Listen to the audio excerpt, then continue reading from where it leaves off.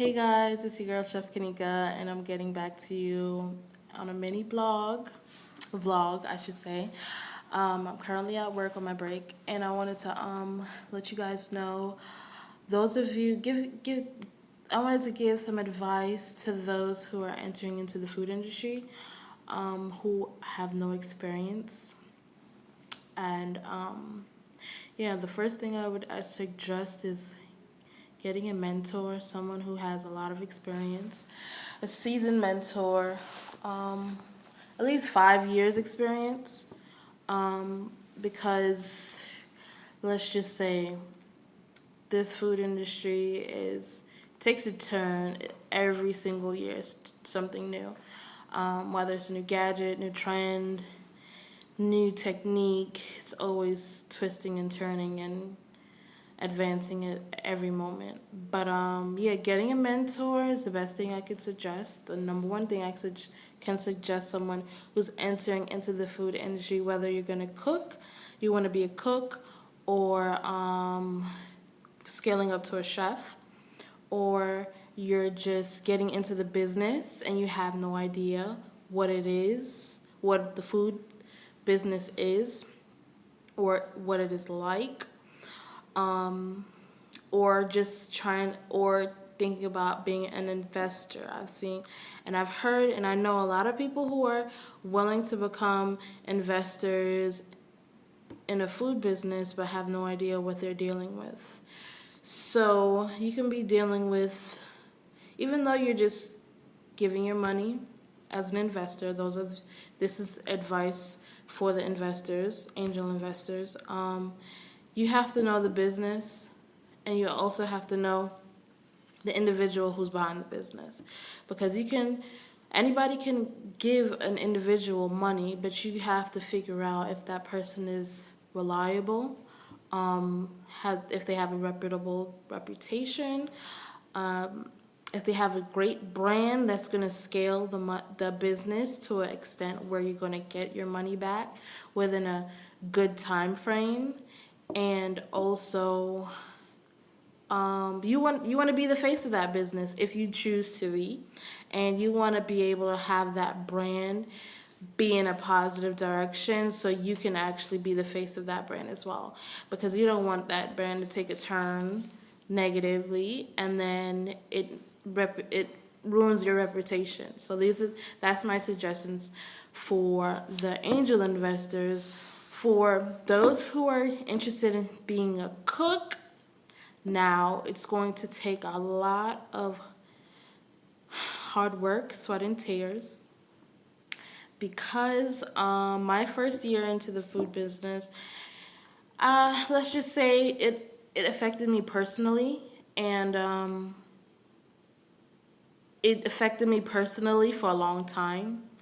And I didn't understand how to control my emotions until like literally 3 years ago. And especially when it comes to being in business, and I'm a full-time worker and I have a business on the side. It's a lot. And then knowing how to not only manage your emotions, but also managing your time as well, because your time makes your money, and if you waste your time, you're wasting your money. So those of you who are willing to become cooks, scaling up to a chef, get a mentor who knows what they're doing, who has at least 5 to 10 years chef experience within the food industry, and who has a great background, not only from culinary school, but being a chef in different facilities, whether it's underground restaurants or reputable restaurants that has 5 Michelin stars, or just fast dining, because fast dining is you're still learning from that type of atmosphere. And then you're going to have to put a lot of hours into this hobby. I would suggest to start out as a hobby, and then scale up to doing it as a part-time job. That's the only way you're going to learn the tricks of the trade while still getting paid, because I didn't have to go to culinary school. I wanted to go to culinary school.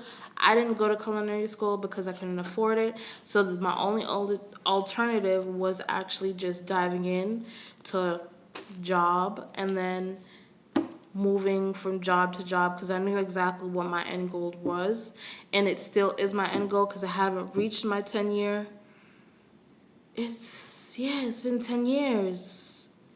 I haven't reached it, but I'm almost there. I'm like literally like inches away from my 10-year plan. So I would say I'm almost there, but overall it's just you have to put in a lot of work, whether you're in a different industry and you want to do it as a side gig.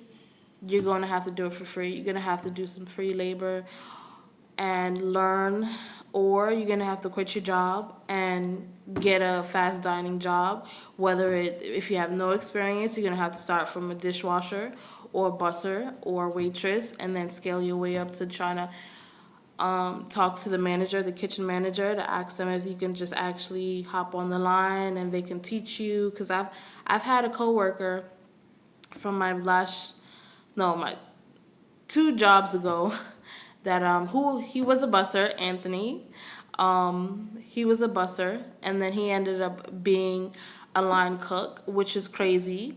At that time, with that job, I was a prep cook, and yeah, I wanted to become a line cook at that job, but they didn't want me. I had strengths in being a prep cook, so they kept me in the prep cook station. But he was a line cook, and he scaled from just being a busser and then nagging them. When I mean nagging them, he would nag them every single day. And he would be in the kitchen 24/7 if he had no tables to bus. And that's how he showed them how dedicated he was to learn how to become a line cook. And then they gave him the opportunity, and they was like, you know what? Somebody just walked out. You might as well fill the position and then learn. So he was a line cook for some time when I was at that job, and then I left that job, and he was still a line cook, and he scaled up to being a manager at the airport at a fine dining restaurant at an airport with a smaller team though. And it was great because he learned very fast, and if you have very quick learning skills, that's a plus for you, because as long as you catch on quickly, you're able to move up very fast and improve very fast. So that I am still a very quick learner, so I'm able to catch on by just looking at somebody and having them demonstrate something to me, and then I'll catch on within at least 2 or 3 times. You know what I mean? But I always have some mishaps every now and then, and that happens because we're all human. But that's my suggestion for those who are willing to become a cook.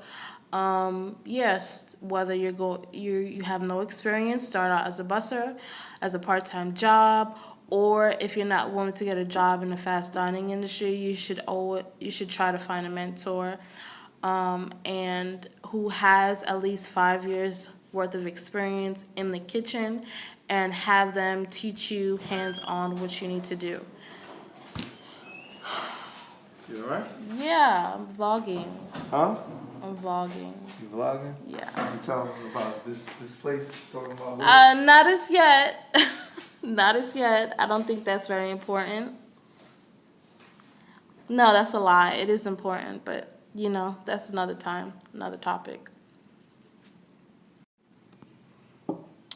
And my suggestion for those who want to become an angel investor in a business in the food industry, you have to figure out what type of business you're investing in, what are the numbers that you're trying to invest, basically what the capital is, the max and the minimum. Find out the brand, if the company has a huge brand, a huge following, and how you can scale up from that. And then it also is also based on how you can actually help uplift the actual company. And if you don't have that type of branding, well, okay. If a company already has a brand and a huge following, that's okay. That's a plus. That the investor doesn't have to do any back work behind it, behind the scenes, other than just give the capital, and the owner can do whatever she needs to do in order to scale up business. Versus a business that doesn't have a brand, that doesn't have a following, then the actual angel investor, has to have a whole marketing team, and to uplift that brand for it to reach a certain amount of people, so you can see your money come back in a short time frame. Because if an angel investor is investing their money into a brand that doesn't have a following, then you're bound to lose your money. And if the angel investor is not doing the marketing work and helping the actual brand itself and the company, the brand of the company, and the actual owner, you're not going to see your money come back, because basically you're just investing into the person, and if the person hasn't actually haven't done the actual work, the networking skills that's needed to be done in order to promote their business, then you're not going to see a successful turnout. So you have to figure out what kind of person that you're investing in, because you're not only investing in the company, you're investing in the owner as well, the CEO, the founder. And basically, based off of their work ethic, you can tell how efficient the business is going to turn out. If they have time management skills, money management skills, and very good financial literacy, then they will make that business work. They will actually take that business from the ground up. You know what I mean? Build that business, basically. And if they have networking skills as well, they will have that business skyrocket from the ground up. If they don't have any of that, what I mentioned, time management skills, financial literacy, networking, communication, that business is not going to go nowhere. That's my suggestion for those who are interested in becoming an angel investor. Seek the individuals that you're willing to invest. It's not only the individuals, but the brand or the company, because the brand is the company. Seek wisely, because not everybody knows how to do their homework or to do efficient work for their own business. And then this tracks back to people who are great workers, but they're not great business owners. You see that's why a lot of people are not meant to be business owners, because they just know how to they only know how to take directions. They don't know how to actually be constructive. They don't know how to compromise. They don't know how to think outside of the box in order to solve a problem. They don't have any analytical skills. You know what I mean? They don't know how to analyze and take apart a problem and try to dissect it and then solve it in a different way. If they can't do any of those things, especially with a great financial background, understanding a whole lot of financial literacy, then they're not bound to actually own a business. It's not a good thing for someone who doesn't have those qualities to own a business. And that's teaches their own. Based off of your work, you can see exactly how efficient the person is when it comes to owning a business. But it is what it is. But those are my 3 suggestions, my top three advice when it comes to diving into the food industry. One was for those who are becoming a cook, want to become a cook, find a mentor to teach you. 5, mentor that has at least 5 years of experience, a chef, I should say, chef mentor that can teach you hands-on skills and can actually allow you to introduce you to other people who are in the same industry. Those are for the cooks. For angel investors, if you're interested in becoming an angel investor, think wisely with and do your research when it comes to investing your money into the business that you are interested in. Be prepared to do a lot of work, because it's not just giving your money.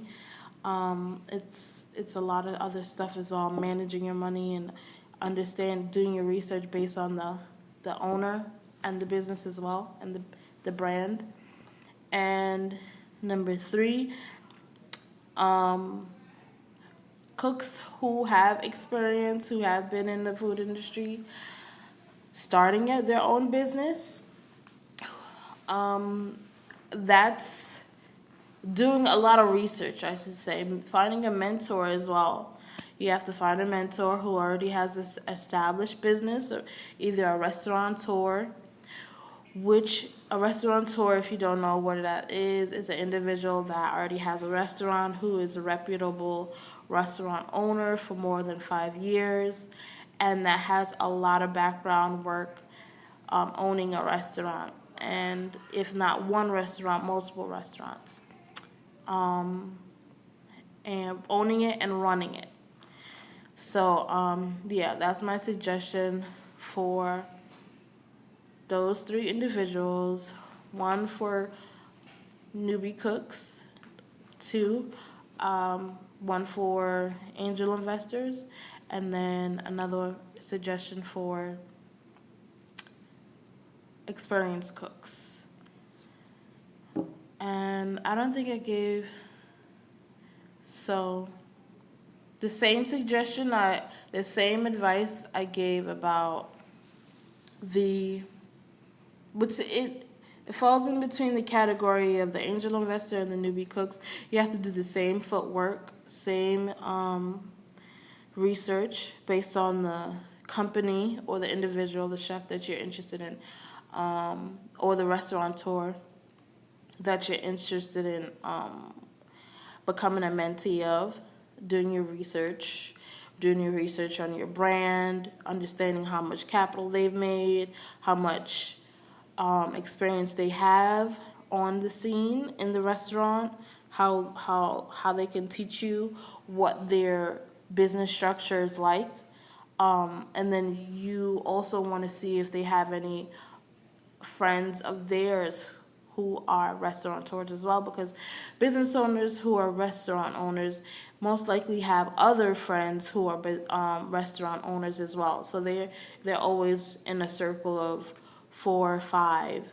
You know what I mean? So being a mentor of a restaurateur, being a mentee, I should say, of a restaurateur, will allow you to meet other restaurant owners and understand how their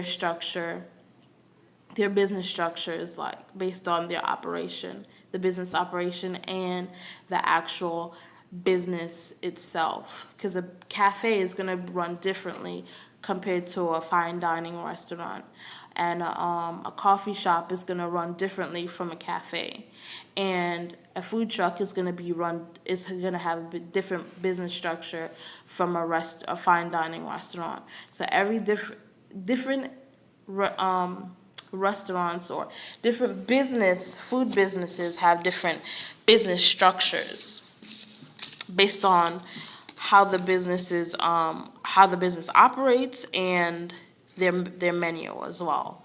So you're gonna have to look into all of that for doing your research on how you want to start your business. Because I've done that's the category I fall under, because look, I don't see myself working for someone for too long. I want to be free, have my own freedom. Even though the business is going to hold you down, just like any other job, but knowing that I own it, you know what I mean? And I can pass it on to my children. That's the end goal. You can't do that with a job. You can't. So I hope those tips help any of you who are interested in jumping into the food industry that doesn't have any idea what you're getting into. All my tips help you. Subscribe to my channel, share, like, and comment below, and check out for the next video that's coming up soon. And see you next time. Bye-bye.